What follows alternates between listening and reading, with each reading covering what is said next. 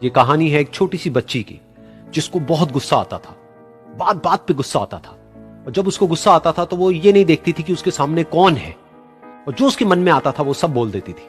कई कई बार तो वो कुछ चीजें उठाती और जमीन पे फेंकती और तोड़ देती। तो उसके माँ बाप बहुत परेशान हो गए। उनको समझ नहीं आ रहा था कि वो क्या करे। उन्होंने बहुत कोशिश करी उस बच्ची को समझाने की अलग अलग तरीके से, लेकिन वो बच्ची समझ ही नहीं रही थी। फिर एक दिन उसकी माँ ने उसकी ट्यूशन टीचर से बात करी, क्योंकि ट्यूशन टीचर ही एक ऐसी थी जिसकी की वो बात सुनती थी। तो उसकी टीचर ने उसकी माँ की सारी बातों को सुना और उनको बोला कि आप चिंता मत करो, आने वाले कुछ दिनों के अंदर अंदर ही इस बच्ची का गुस्सा पूरी तरीके से खत्म हो जाएगा। उसकी माँ को समझ नहीं आया, लेकिन फिर भी उन्होंने कहा कि कोशिश करने में क्या जाता है। फिर उस दिन रोज की तरह जब वो टीचर आई और वो क्लास शुरू होने वाली थी, तो उसकी टीचर ने उस बच्ची से कहा कि आज हम पढ़ाई नहीं करेंगे, आज हम एक गेम खेलेंगे। तो बच्ची ये सुन करके बहुत खुश हो गई।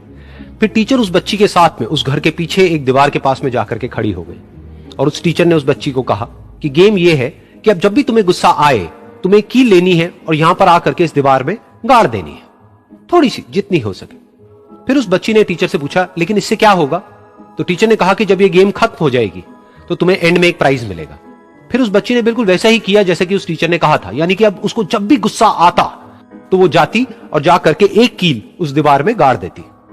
तो जैसा कि उस लड़की को बहुत गुस्सा आता था, तो पहले ही दिन वहां पर 10 से ज्यादा कीलें गड़ गई।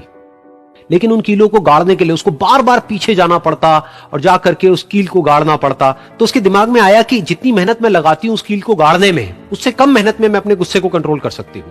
अगले दिन 8 कीलें गड़ी, उसके अगले दिन 6, फिर 4, फिर 3, फिर 2, फिर 1। फिर एक ऐसा भी दिन आया जब एक भी बार उसको गुस्सा नहीं आया और एक भी कील उस दीवार में नहीं गड़ी, और वो बच्ची बहुत खुश हो गई।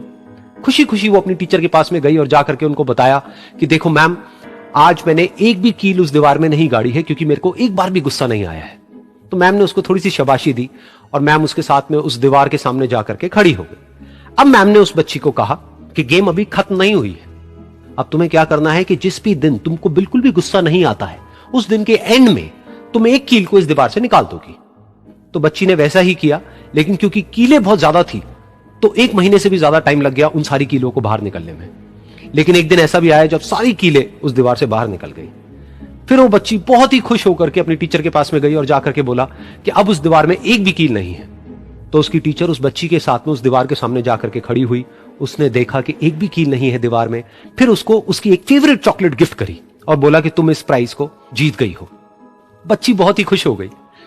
फिर टीचर ने उस बच्ची से पूछा कि क्या तुमको इस दीवार में कुछ नजर आ रहा है? तो बच्ची ने कहा, नहीं मैम, इसमें तो कुछ भी नहीं है, सारी कीलें निकल चुकी हैं। तो उस टीचर ने कहा, एक बार ध्यान से देखो, शायद कुछ नजर आए। तो उस बच्ची ने दोबारा देखा और कहा, वो जो कीलें मैंने गाड़ी थी उसके कुछ निशान मुझे नजर आ रहे हैं दीवार में।